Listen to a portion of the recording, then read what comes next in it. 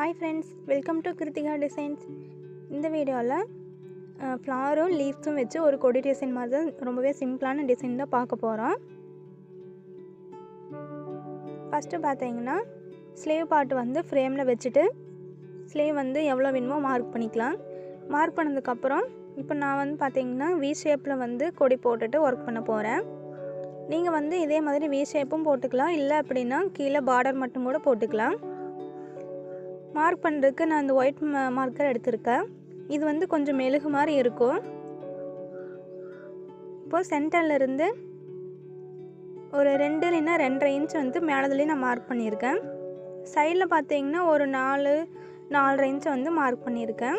உங்களுக்கு எவ்வளோ வேணுமோ அது தகுந்த மாதிரி வந்து நீங்கள் மார்க் பண்ணிக்கலாம். இப்போது சென்டர் பார்ட்டில் வந்து ஒரு 5 பெட்டல் வச்சு ஒரு ஃப்ளார் வந்து நான் போட்டுக்கிறேன். நான் ஃப்ரீ ஹேண்ட்லேயே ட்ரா பண்ணியிருக்கேன். நீங்கள் வந்து முடிஞ்சால் ஃப்ரீ ஹேண்டில் ட்ரா பண்ணுங்கள், இல்லைன்னா ஒரு பேப்பரில் வந்து ஒரு டெம்ப்ளேட் வந்து போட்டுக்கோங்க.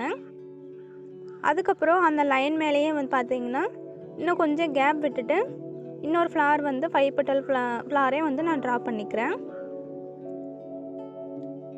இது இந்த பக்கம் வந்து எவ்வளோ டிஸ்டன்ஸ் வர்றீங்களோ சேம் டிஸ்டன்ஸ் வந்து அதுக்கு ஆப்போசிட் சைட்லேயும் வச்சு மார்க் பண்ணி இது ட்ரா பண்ணிக்கோங்க. இப்போது சென்டரில் கேப் பார்த்தீங்கன்னா அந்த லைனுக்குள்ளேயும் அதில் வந்து நான் வந்து லீஃப் போட்டிருக்கேன். நீங்கள் வந்து ஸ்ட்ரைட் லைன்லேயே லீஃப் போடலாம், இல்லை அப்படின்னா இது மாதிரி எஸ் ஷேப் மாதிரி வரைஞ்சிட்டு அதுலேயும் லீஃப் போடலாம். ஒரு கொடி மாதிரி கிடைக்கும். இதுக்கப்புறம் லீஃப் போட்டதுக்கப்புறம் பார்த்தீங்கன்னா இடையில இன்னும் கொஞ்சம் கேப் இருக்கிற மாதிரி இருக்கும். அதனால் அதில் வந்து சின்ன லைன் போட்டு சுகர் பீட் கொடுக்கலான்னு வச்சுருக்கேன். வெறும் சுகர் பீடு மட்டும் கொடுத்தா நல்லா இருக்காது. அதனால் அதோட எட்ஜில் பார்த்தீங்கன்னா ஒரு ரவுண்ட் பீடும் கொடுக்க போகிறேன். அதுக்காக இது மாதிரி டாட் வச்சுக்கிறேன். இப்போ அந்த கேப்பை வந்து ஃபுல்லும் வந்து ஃபில் பண்ண மாதிரி இருக்கும். அதுக்கப்புறம் ஃப்ளாருக்குள்ளே பார்த்தீங்கன்னா சென்டரில் இது மாதிரி ஒரு ஜர்தோசி லோடு கொடுத்துட்டு அதுக்கு மேலே வந்து ஜர்தோசி வந்து ஃபில் பண்ண போகிறேன். நீங்கள் ஜர்தோசியில் இன்னும் நீங்கள் த்ரெட்டில் கூட வந்து ஃபஸ்ட்டு வந்து ஃபில் பண்ணிக்கலாம். லீஃபில் பார்த்தீங்கன்னா அதே மாதிரி உள்ள லோடு கொடுத்துட்டு அதுக்கு மேலே வந்து த்ரெட்டில் வந்து லீஃப் ஃபில்லிங் ஸ்டிச் வந்து கொடுக்க போகிறேன். சின்ன லீஃபுங்கிறனால நம்ம வந்து கிராஸாக வந்து ஃபில் பண்ணோம் இல்லையா, அதே மாதிரி ஃபில் பண்ணிக்கலாம். இது எல்லாமே எப்படி ஸ்டிச் பண்ணுறதுன்னு நம்ம முன்னாலே வீடியோஸ் போட்டிருக்கோம், அதையும் நீங்கள் கண்டிப்பாக செக் பண்ணி பாருங்கள். அதுக்கப்புறம் மேலே இருக்கிற லைன் மேலே பார்த்தீங்கன்னா வெறும் கட் பீடை வச்சு லைன்ஸாக கொடுக்க போகிறேன். நீங்கள் வேணும்னா அங்கங்கே ரவுண்ட் பீடும் கூட இன்க்ளூட் பண்ணிக்கலாம், நீட்டாக தான் இருக்கும். அதுக்கப்புறம் கீழே பார்த்தீங்கன்னா கொஞ்சம் ஸ்பேஸ் இருக்கிற மாதிரி இருக்குது இல்லையா, அதனால் அங்கே வந்து ரவுண்ட் பீடை மட்டும் வச்சு நான் டாட் வைக்க போகிறேன். நீங்கள் அந்த இடத்துல ஒன்றா ப்ளைனாக விட்டுடலாம், இல்லைன்னா சின்ன டாட் வைக்கலாம், இல்லைன்னா சின்ன புட்டாஸும் கூட நீங்கள் வந்து வச்சுக்கலாம். இப்போ 2 பக்கம் நான் வந்து ஈக்குவலாக இருக்கிற மாதிரி ட்ரா பண்ணிட்டோம்.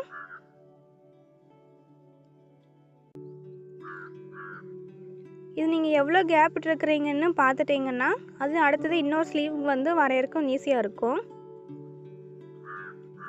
நீங்கள் வி ஷேப்பை பார்த்தீங்கன்னா இன்னும் கொஞ்சம் கீழே தள்ளிட்டும் கூட நீங்கள் வந்து வி ஷேப் வந்து ட்ரா பண்ணிக்கலாம்.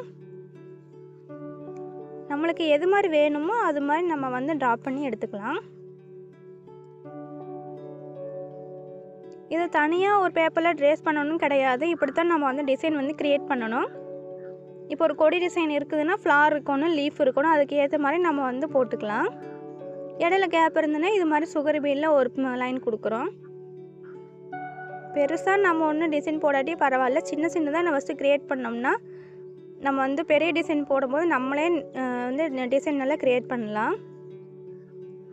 கீழே ஹேங்கிங்ஸ் கேட்டிருந்தாங்க, அதனால் ஹேங்கிங்ஸும் வச்சாச்சு. அந்த லீவ் சுற்றியும் பார்த்தீங்கன்னா ஜர்தோசியெல்லாம் அவுட்லைன் கொடுத்துருக்குறேன், அப்போ தான் கொஞ்சம் நல்லா எடுப்பாக தெரியும். எப்படி ஸ்டிச் பண்ணுறங்கிற வீடியோ வந்து இன்க்ளூட் பண்ணலாம், அது எல்லாமே முன்னாலே கொடுத்துருக்கேன். இல்லை உங்களுக்கு அதே எப்படி ஸ்டிச் பண்ணணும் அப்படிங்கிற வீடியோவும் வேணும்னா கமெண்ட் சொல்லுங்கள், நான் வந்து உங்களுக்கு அதே மாதிரி எல்லா வீடியோ எடுத்து அப்லோட் பண்ணுறேன். இது வந்து பார்த்திங்கன்னா நெக் லைனில் நம்ம ஸ்லீவில் என்ன பேட்டர்ன் போட்டோமோ அதே வந்து நெக்லேயும் நான் வந்து ட்ரா பண்ணிக்கிறேன். அதுக்கப்புறம் பார்த்திங்கன்னா சுகர் பீடெலாம் அவுட்லைன் கொடுத்துக்கிறேன். எங்கெங்கே சுகர் பீடு வருமோ அதை வந்து ஃபஸ்ட்டு எல்லாமே ஃபில் பண்ணிக்கிறேன். அதுக்கப்புறம் ஃப்ளாருக்குள்ளே நான் க்ரீன் கலரில் வந்து ஜர்தோசி வச்சு ஃபில் பண்ணியிருக்கேன். நீங்கள் வந்து முடிஞ்சால் ஜர்தோசி வச்சு ஃபில் பண்ணலாம், இல்லைன்னா த்ரெட்டை வச்சு ஃபில் பண்ணிக்கலாம். நான் அந்த லீஃப் ஏரியா இருக்குது இல்லையா, அந்த இடத்துல வந்து நான் உள்ள ஜர்தோசி வந்து லோடாக கொடுத்துட்டு அதுக்கு மேலே வந்து த்ரெட்டு வந்து கிராஸாக ஃபில் பண்ண போகிறேன். நான் அந்த இடத்துல ஃபில் பண்ணிக்கிறேன் இல்லையா, ஃபில் பண்ணிவிட்டு சுற்றியும் தரி த்ரெட்டில் அவுட்லைன் கொடுத்தா போதும். டைம் மேனேஜ்மெண்ட் பண்ணுறது அப்படின்னு சொல்கிறேன். கண்டிப்பாக இந்த டிப்ஸ் வந்து நீங்கள் ஃபாலோ பண்ணி பாருங்கள். நீங்கள் ரொம்பவே சீக்கிரமாகவே ஒரு ப்ளவுஸ் வந்து கம்ப்ளீட் பண்ண முடியும். இப்போது ஒரு லீஃப் வந்து முடிக்கிறதுக்கு எவ்வளோ டைம் ஆகுதுன்னு ஃபஸ்ட்டு கால்குலேட் பண்ணுங்கள்.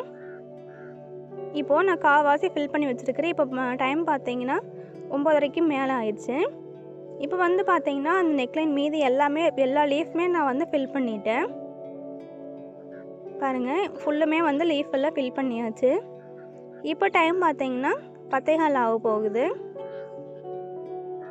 இதே மாதிரி தான் ஒரு லீஃபுக்கு 5 நிமிஷம் ஆகுதுன்னா மொத்தமாக எத்தனை லீஃப் இருக்குதுன்னு கால்குலேட் பண்ணுங்கள்.